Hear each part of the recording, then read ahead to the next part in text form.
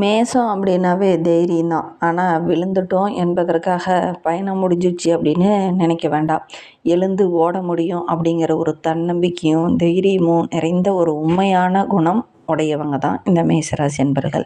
இவங்களுடைய ராசி செவ்வாயோட ஆதிக்கத்தில் பிறந்தவங்க தான் இந்த மேசராசி என்பர்கள். வேத ஜோதிடத்தில் பார்க்கும்போது மேசராசி என்பர்களுடைய ராசி அதிபதி செவ்வாய் அப்படிங்கிறதுனால நல்ல ஒரு மனோதைரியம் உடையவங்களாக, நல்ல ஒரு வேகம் உடையவங்களாக, நல்ல ஒரு சுறுசுறுப்பானவங்களாக, எந்நேரம் ஏதாவது ஒன்று திங்க் பண்ணக்கூடியவங்களாக இந்த மேசராசி என்பர்கள் இருப்பாங்க. இந்த மேசராசியில் சூரியன் உச்சமாகிறார். அதனால் தலைமை பொறுப்பு, தலைமைத்துவம் இதெல்லாம் இவங்களை தேடி வரும். சனி பகவான் மேசத்தில் நீச்சமாகிறதுனால இவங்களுக்கு தொழில் அமையறதுக்கு இவங்க கொஞ்சம் போராட வேண்டிய ஒரு சூழ்நிலை பெரும்பாலும் மேசத்துக்கு இந்த மாதிரி ஏற்படும். சூரியன் உச்சம் 10 புள்ளியில் இருக்கிறதுனால மேசராசி என்பவர்களில் இந்த சூரியன் 10வது புள்ளியில் இருக்கும்போது இவங்களுக்கு பார்த்திங்கன்னா தலைமைத்துவம் கடைசி பிள்ளையாக பிறந்துட்டா கூட பார்த்திங்கன்னா அந்த வீட்டில் அவங்க தான் பொறுப்பான ஒரு பிள்ளையாக இருப்பாங்க அப்படின்னே சொல்லலாம். சனி பகவான் இங்கே நீச்சமாகிறதுனால பெரும்பாலும் இவங்க பாரம்பரிய தொழில் செய்யக்கூடியவங்களாக இருப்பாங்க. நீங்களும் இந்த மாதிரி பாரம்பரிய தொழில் ஏதாவது செஞ்சிட்ருக்கீங்களா அப்படிங்கிறத மறக்காமல் இந்த மேசராசி என்பர்கள் யாராவது பார்த்துட்ருக்கீங்க அப்படின்னா தெரிவிங்க. பெரும்பாலும் இந்த மேசராசி என்பர்கள் இருக்கிற ஏரியாவில் பார்த்திங்கன்னா ஒரு கரடு, ஒரு மலை சார்ந்த பகுதியிலையோ பெரும்பாலும் இந்த மேசராசி என்பர்கள் இருக்கக்கூடிய இடம் பெரும்பாலும் அமையும் அப்படின்னே சொல்லலாம். சாதாரணமாக ஒரு வயல்வெளியிலையோ ஒரு ஆறுக்கு பக்கத்துலேயோ இந்த மாதிரி அமையாது. ஒரு மலை சார்ந்த இடத்துல தான் பெரும்பாலும் உங்களுடைய வீடு அமையறதுக்கான சாத்தியக்கூறு இருக்குது. உங்களுடைய வீடு எந்த மாதிரி பகுதியில் அமைந்திருக்கு அப்படிங்கிறத மறக்காமல் எங்களுடைய கமெண்டில் தெரிவிங்க. ஏன்னா மேசம் அப்படின்னாவே இந்த அதோடைய ராசி சிம்பிள் பார்த்திங்கன்னா ஆடு அப்படிங்கிறதுனால பெரும்பாலும் ஆடு எங்கே இருக்கும் அந்த மாதிரி ஏரியாக்களில் தான் பெரும்பாலும் உங்களுடைய வீடு அமையறதுக்கான சாத்தியக்கூறு இருக்குது அப்படின்னே சொல்லலாம். இந்த மேச ராசிக்கு தொழில் பார்த்திங்கன்னா பெரும்பாலும் ஆசிரியர் தொழில் அமையும். அரசாங்கம் சார்ந்த தொழில் அமையறதுக்கான சாத்தியக்கூறு அதிகம். முயற்சி பண்ணாங்களா அரசாங்க வேலை இவங்களுக்கு கிடைக்கும் அப்படின்னே சொல்லலாம். சரி, இவங்களை பற்றி நம்ம அடுத்தடுத்த வீடியோக்களில் தொடர்ந்து பார்க்கலாம். இந்த காலகட்ட கிரக அமைப்புகள் இந்த மேச ராசிக்கு எப்படி இருக்குது, எந்த மாதிரி விஷயங்கள்லாம் உங்களுக்கு சாதகமாக இருக்குது, எந்த மாதிரி விஷயங்கள்லாம் உங்களுக்கு பாதகமாக இருக்க போது, இன்னும் எந்த விஷயத்தில் உங்கள் கவனமாக இருக்கணும் அப்படிங்கிறத தொடர்ந்து இந்த வீடியோவில் ரொம்ப விளக்கமாக சொல்லியிருக்கோம். நிச்சயமாக இந்த வீடியோ ஒரு யூஸ்ஃபுல்லான வீடியோவாக தான் இருக்கும். அதனால் வீடியோவை கடைசி வரிகளை பாருங்கள்.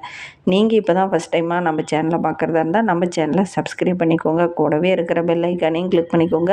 அப்போ தான் நாங்கள் போடுற ஒவ்வொரு வீடியோவுமே உங்களுக்கு நோட்டிஃபிகேஷனாக வரும். நீங்கள் மேசராசி என்பராக இருந்தால் மறக்காமல் நம்மளுடைய சேனலுக்கு ஒரு லைக் கொடுத்துட்டு உங்களுடைய உறவுகள் வகையில், நண்பர்கள் வகையில் யாராவது மேசராசி என்பர்கள் இருக்காங்க அப்படின்னா மறக்காமல் இந்த வீடியோவை அவங்களுக்கும் ஷேர் பண்ணி விடுங்க. மேசராசியில் நீங்கள் எந்த நட்சத்திரத்தில் பிறந்தீங்க அப்படிங்கிறத மறக்காமல் எங்களுடைய கமெண்ட் பாக்ஸில் தெரிவிங்க. பெரும்பாலும் மேசராசி என்பர்கள் முருகப்பெருமான செவ்வாய்க்கிழமையில போய் வழிபடுறது, அரளிப்பூச்சாற்றி வழிபடுறது ரொம்ப நல்லது. அரளிப்பூன்னு இல்லை, சிவப்பு நிற மலர்கள் எந்த மலராக இருந்தாலும் சரி சிவப்பு நிற மலர்களால் அர்ச்சனை செய்து வழிபடுறது இவங்களுக்கு ரொம்ப நல்லது. முடிந்தால் அர்ச்சனைக்காக முருகன் கோவிலுக்கு சிவப்பு மலர்களை வாங்கிட்டு போய் கொடுங்க. அது மிகப்பெரிய பரிகாரமாக இருக்கும். நீங்கள் செஞ்சு பாருங்கள். அடுத்தடுத்து உங்களுக்கு நிறைய நல்லது நடக்கும். இது 7.5 சனிக்காலம் அப்படிங்கிறதுனால நீங்கள் இந்த மாதிரி வழிபடுறது, இந்த மாதிரி பொருள்களை வாங்கி கொடுக்கறது, கோவிலுக்கு பொதுவாகவே இந்த மேசராசி என்பர்கள் ஏதாவது ஒரு விஷயத்தில் முன்னுழைஞ்சி அந்த கோவிலுக்காக ஒரு தர்மகர்த்த வேலையோ அல்லது கோவிலுக்கு ஏதாவது நன்கொடையில் வசூல் பண்ணுறதுல முதல் ஆளாகவோ இந்த மாதிரி ஏதாவது ஒரு நல்ல காரியம் உங்களையே அறியாமல் நீங்கள் இறங்கி அந்த வேலையை செஞ்சுக்கிட்டு இருப்பீங்க. உண்மையா இல்லையா அப்படிங்கிறத மறக்காமல் எங்களுடைய கமெண்டில் தெரிவிங்க. பொதுவாக மேசராசி அப்படின்னாவே தான தர்மங்கள் செய்யக்கூடிய ஒரு அருமையான ராசி தான். அதே நேரத்தில் உண்மையாக உழைக்கக்கூடிய ஒரு ராசி. ரொம்ப நேர்மையாக இருக்கணும் அப்படின்னு நினைப்பாங்க. என்னதான் இவங்க நேர்மைக்காக போராடினாலும் ஒரு சில இடத்துல பார்த்திங்கன்னா கொஞ்சம் ஏமாற்றங்களை இவங்க சந்திக்கக்கூடிய ஒரு சூழ்நிலை ஏற்படும். சரி, அதை பற்றி நம்ம இன்னுமே விளக்கமாக பார்க்கலாம். இந்த மேச ராசியில் சூரியன் உச்சமாகிறதுனால பெரும்பாலும் இந்த மேசராசி என்பர்கள் பார்த்திங்கன்னா தலைமைத்துவம் கொண்டவங்களாக இருப்பாங்க. ரொம்ப நம்பிக்கையானவங்களாக இருப்பாங்க. அதிகாரம் அப்படிங்கிறது இவங்க கைக்கு பெரும்பாலும் வந்துடும். இவங்களே ஆசைப்படலாம் கூட அதிகாரம் உங்களுடைய கைக்கு வந்துடும். அதுதான் இவங்கக்கிட்ட இருக்கக்கூடிய ஒரு தனித்தன்மை அப்படின்னே சொல்லலாம். ஏன்னா சூரியன் இவங்களுக்கு உச்சியில் இருக்கும்போது பார்த்திங்கன்னா தலைமைத்துவம்லாம் இவங்களை தேடி வர்றதுக்கான யோகமுள்ள ஒரு ராசி தான் அந்த மேசராசி அப்படின்னு சொல்லலாம். சூரியன் உச்சமாகக்கூடிய ஒரு ராசி அப்படிங்கிறதுனால பெரும்பாலும் இவங்களுக்கு இந்த மாதிரிலாம் நடக்கிறதுக்கான சாத்தியக்கூறு இருக்குது அப்படின்னே சொல்லலாம். சனி பகவான் இங்கே நீச்சமாக இருக்கிறதுனால பொதுவாக சனி வந்து அப்படியே மெதுவாக நகரக்கூடிய ஒரு கிரகம். அதனால் பொறுமையாக ஒழுக்கமாக செயல்படக்கூடிய ஒரு நபர்களாக இருப்பாங்க. சனி பகவான் வந்து நீதிமானா இருக்கிறதுனால இவங்க வந்து ரொம்ப உண்மையானவங்களாகவும் ரொம்ப நேர்மையானவங்களாகவும் இந்த மேசராசி என்பர்கள் இருப்பாங்க அப்படின்னே சொல்லலாம். இவங்களுடைய ராசி அதிபதி செவ்வாய் அப்படிங்கிறதுனால வேகமாக செயல்படணும் அப்படிங்கிறது இவங்களுடைய இயல்பாக இருக்கும். அதே நேரத்தில் சனி பகவான் இங்கே நீச்சமாக இருக்கிறதுனால பொறுமையாக ஒவ்வொரு விஷயத்திலையும் செயல்படுவாங்க அப்படின்னே சொல்லலாம். சின்ன சின்ன முரண்பாடுகள் அப்பப்போ ஏற்படும். இருந்தாலும் இந்த மேசராசி என்பர்கள் எல்லாரும் கற்றுக்கணும், எல்லா விஷயத்தையும் கற்றுக்கணுங்கிற ஒரு ஆர்வம் இவங்களுக்கு அதிகம் அப்படின்னே சொல்லலாம். இவங்களுக்கு ஒரு சில இடத்துல இதுவே மிகப்பெரிய பாடமாக அமையறதுக்கான ஒரு சூழ்நிலை இருக்குது அப்படின்னே சொல்லலாம். இந்த மேசராசிக்கு வேகம் அதிகம் அப்படின்னே சொல்லலாம். இந்த வேகத்திற்கு ஏற்றார் போல் விவேகமும் இருந்தது அப்படின்னா நல்ல ஒரு முன்னேற்றத்தை எதிர்பார்க்கலாம். அதற்குன்னு நாங்களை விவேகம் இல்லாதவங்க அப்படின்னு நீங்கள் சொல்ல வரீங்களா அப்படின்னு நீங்கள் நினைக்கலாம். விவேகம் இல்லை அப்படிங்கிறத விட ஒரு இடத்துல ஒரு பிரச்சனை நடக்குது அப்படின்னா அந்த பிரச்சனை என்ன பிரச்சனை அப்படின்னு போய் கேட்டுட்டு தான் இறங்குவாங்க. ஆனால் மேசராசி அப்படி இறங்க மாட்டாங்க. தன்னுடைய உறவுக்கு ஏதாவது ஒரு பிரச்சனைனா போய் முதல்ல அவங்கள கண்டிச்சுட்டு தான் அதுக்கப்புறம் என்ன பிரச்சனை அப்படின்னு கேட்பாங்க. இந்த மாதிரி சூழ்நிலையெல்லாம் பெரும்பாலும் இந்த மேசராசி என்பவர்களுக்கு ஏற்படும். இந்த மாதிரி ஒரு செயல்பாடு உள்ள ஒரு ராசி தான் இந்த மேசராசி அப்படின்னு சொல்லலாம். இந்த மேசராசிக்கு பெரும்பாலும் நட்பு ராசியாக சிம்மமும் தனுசும் அமையும்.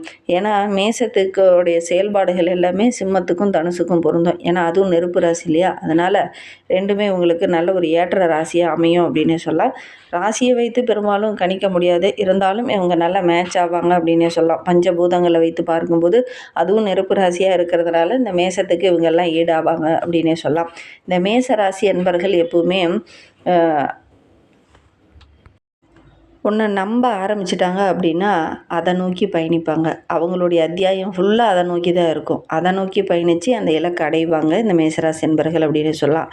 தோல்வி அப்படிங்கிறது அடுத்து நம்ம இலக்கை அடையிறதுக்கு அது ஒரு வழிகாட்டியாக இருக்கும் அப்படின்னு கற்று செயல்படக்கூடியவங்க தான் இந்த மேசராசி என்பர்கள் அப்படின்னே சொல்லலாம். மேசம் அப்படின்னாவே வேகம் தான் இவங்களுடைய மிகப்பெரிய பலம். அதே நேரத்தில் யாரையும் எதை பார்த்தும் பொறாமப்பட மாட்டாங்க இந்த மேசராசி என்பர்கள் அப்படின்னே சொல்லலாம். மற்றவங்களால் ஒரு விஷயத்த முடியல அப்படின்னு சொன்னால் கூட அந்த வேலையை என்னால் செய்ய முடியும் அப்படிங்கிற ஒரு தன்னம்பிக்கையும் தைரியமும் உள்ள ஒரு ராசிக்காரங்க தான் இந்த மேசராசி என்பர்கள் அப்படின்னு சொல்லலாம். வாய்ப்பு வரலைன்னா வாய்ப்பை உருவாக்குவோம், அந்த வாய்ப்பை உருவாக்கி அதை அச்சீவ் பண்ணுவோம், அதுதான் நம்மளுடைய டேலண்ட் அப்படின்னு வாழக்கூடியவங்க தான் இந்த மேசராசி என்பர்கள் அப்படின்னு சொல்லலாம். தைரியமாக ஒரு விஷயத்தில் இறங்கிட்டாங்க அப்படின்னா அதை பாதியில் விட்டுட்டு வர்றது இவங்களுக்கு பிடிக்காது.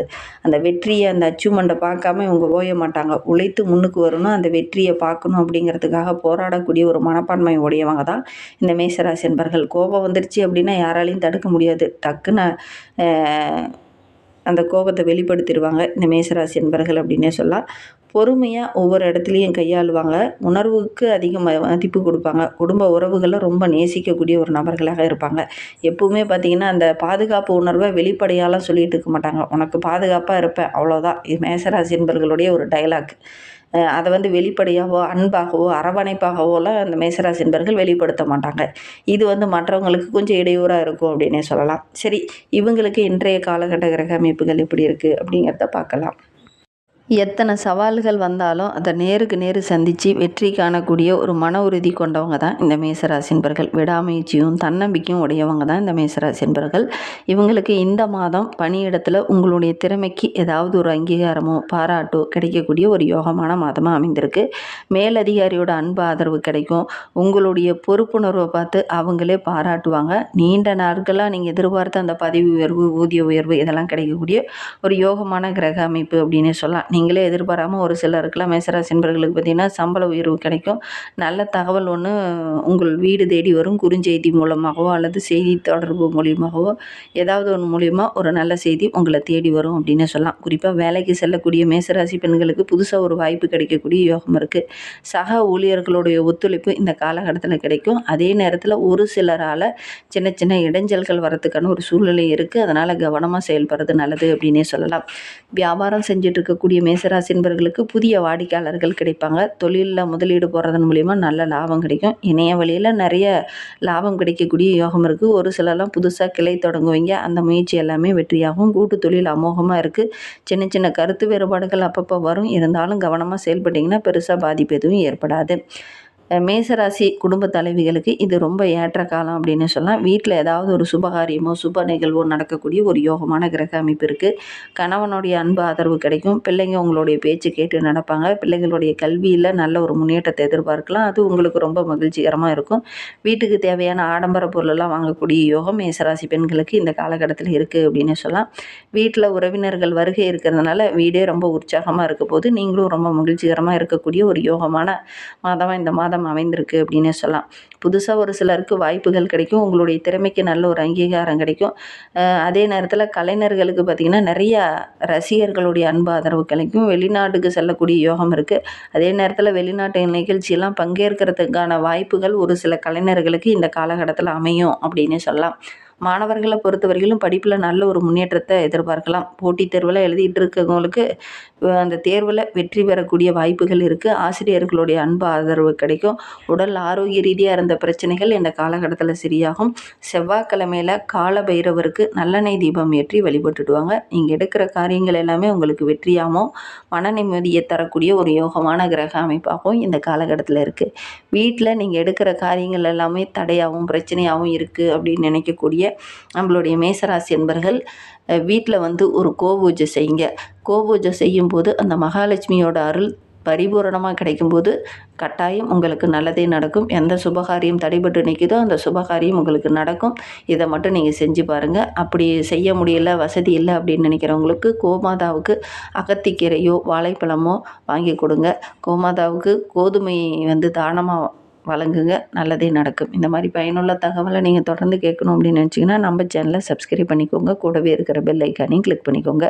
உங்களுக்கு ஜோதிட ரீதியாக ஏதாவது சந்தேகம் இருக்குது அப்படின்னா டிஸ்கிரிப்ஷனில் ஜோதிடரோட நம்பர் கொடுத்துருக்கோம். அந்த நம்பருக்கு கான்டாக்ட் பண்ணுங்கள்.